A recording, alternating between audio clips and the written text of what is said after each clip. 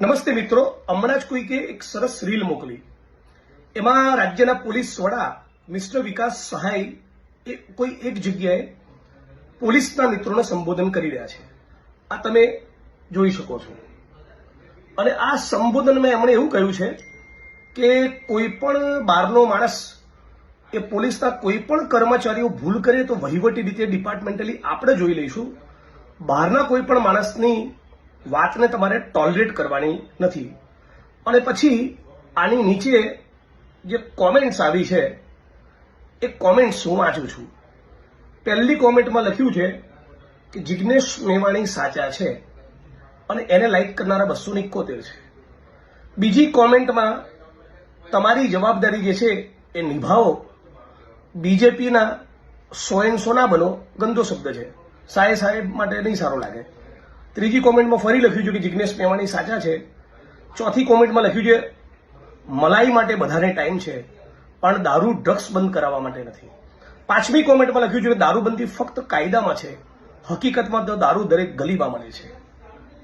પછીની કોમેન્ટમાં લખ્યું છે, છઠ્ઠી કોમેન્ટમાં, તો પછી સાહેબ દારૂ જુગાર ચાલુ હોય એ પોલીસ સ્ટેશનમાં શું ખબર નહીં હોય?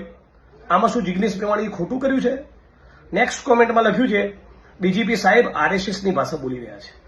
એના પછીની કોમેન્ટમાં લખ્યું છે ઈમાનદાર નેતાઓને મેવાણીના શબ્દોથી તકલીફ થાય એ સ્વાભાવિક છે.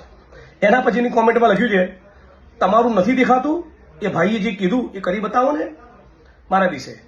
એના પછીની કોમેન્ટમાં લખ્યું છે સાહેબ હપ્તા બંધ કરાવો, બીજું કંઈ નહીં. તો એના પછીની કોમેન્ટમાં લખ્યું છે ભણેલા ગણેલા ભારતની ઉચ્ચ લેવલની પરીક્ષા આપ્યા પછી પણ 4 ચોપડી પાસ નેતા કહે તેમ કરવું પડે છે. એના પછીની કોમેન્ટમાં લખ્યું છે હાઈકોર્ટ સુપ્રીમ કોર્ટે તમારા ડિપાર્ટમેન્ટની બહારના છે તો શું તમને આદેશ નહીં આપી શકે? એના પછીની કોમેન્ટમાં લખ્યું છે હપ્તા બંધ કરાવવા, ક્રાઇમ બંધ કરાવવું, દારૂબંધી કરાવવી એ તમારી રિસ્પોન્સિબિલિટી નથી. એના પછીની કોમેન્ટમાં લખ્યું છે નશીલા પદાર્થ બંધ કરાવો, આતંકવાદીઓ કરતા પણ વધુ જીવ લે છે આ નશો. એના પછીની કોમેન્ટમાં લખ્યું છે ભૂલો ઉપર પડદા પાડવાનું બંધ કરો અને હપ્તા ખાવાનું બંધ કરીને નશાબંધી પર કડક અમલ કરો સાહેબ.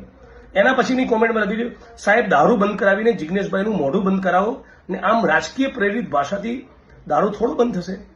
એના પછીની કોમેન્ટમાં લખ્યું છે ખુલ્લેઆમ દારૂ વેચાય છે એનું કંઈક કરો, તમારી પાસે નીડર જાબાદ સૈનિકો હોય તો. એના પછી કોમેન્ટમાં લખ્યું છે જિગ્નેશ મેવાણીની રજૂઆત કરવાની શૈલીમાં અમુક શબ્દોની પસંદગી ખોટી છે, બાકી રજૂઆત ખોટી નથી.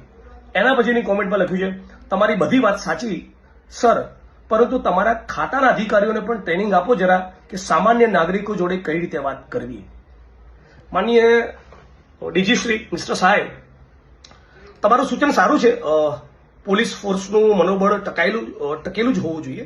એ રાજ્ય માટે જે પોલીસ કર્મીઓ કોન્સ્ટેબલથી લઈને સિનિયર મોસ્ટ ડીજી રેન્કના ઓફિસરો જે રાષ્ટ્ર માટે દેશ માટે સેવા આપતા હોય, એમના પરસેવાને અને એમના કામગીરીને એમની નિષ્ઠાને હું એપ્રિશિએટ અને સેલ્યુટ કરું છું, હું વંદન કરું છું.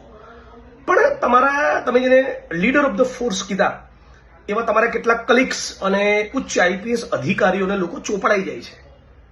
કેમ સાંભળી લેવું પડે છે? એટલા માટે સાંભળી લેવું પડે છે કે લગભગ 33 જિલ્લાના એસપી અને મોટા ભાગના આઈપીએસ અધિકારીઓ આજે પણ આ ગુજરાતમાં દારૂમાંથી, જુગારમાંથી, ડ્રગ્સમાંથી, લેન્ડની ડીલ્સમાંથી, માઇનિંગમાંથી, અનેક પ્રકારના કડદા હપ્તાખોરીમાંથી કમાતા હોય છે. તમારા લીડર ઓફ ધ ફોર્સ તમે જેનો કહો છો એવા ઓફિસ અધિકારીઓનું મનોબળ રજનીશ રાય, સતીશ વર્મા કે રાહુલ શર્મા જેવું ત્યારે બને જ્યારે પૈસાને સ્પર્શ ન કરતા હોય. એટલે પહેલા એમનામાં જમીર પેદા થયું કરો. જમીર પેદા થયું ને, નોન કરપ્ટ હશે ને તો ખમીર આપોઆપ પેદા થઈ જશે. ખમીર પેદા થયું તો મારું કે કોઈનું નહીં સાંભળે, મને પણ જવાબ આપી દેશે. આજની તારીખ એવી ઓકાત અને હેસિયત એટલા માટે નથી કે સ્પાઇનલેસ છે, કરપ્ટ છે અને પોતાનું ઈમાન વેચીને બેઠેલા છે. સાહેબ તમે તો જાણતા જ હશો, ડીજી છો રાજ્યના, નામ પણ વિકાસ સહાય છે. ઈચ્છું છું સહાય કરું ગુજરાતની જનતાની અને ડ્રગ્સ અને દારૂ બંધ થાય એટલું કરી આપો. ધન્યવાદ.